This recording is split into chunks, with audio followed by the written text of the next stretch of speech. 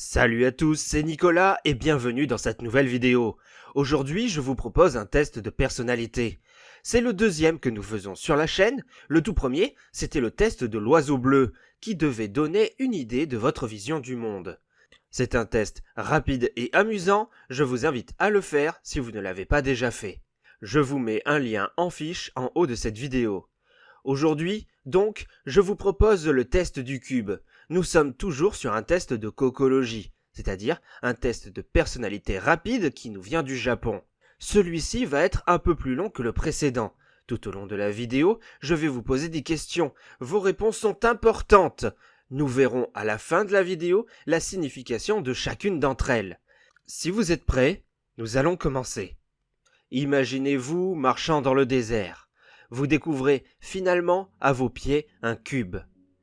Quelles sont ses dimensions? De quel matériau est-il fait?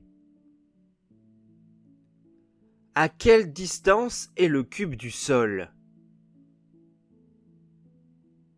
En détournant votre regard du cube, vous vous rendez compte qu'il y a également une échelle. Où se situe l'échelle par rapport au cube? De quel matériau est faite l'échelle? Ce n'est pas tout, car vous vous rendez compte qu'il y a également un cheval près de vous. Le cheval porte-t-il une selle? Vous remarquez à présent des fleurs. Combien y en a-t-il? À quelle distance sont les fleurs du cube? En levant la tête, vous vous rendez compte qu'une tempête approche.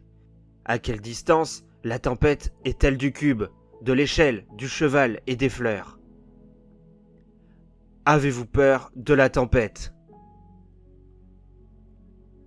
Il est temps à présent de voir ce que vos réponses signifient. La première question était de savoir la taille du cube.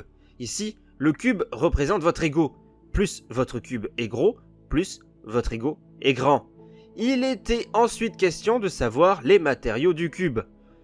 La transparence du cube montre combien vous êtes ouvert aux autres.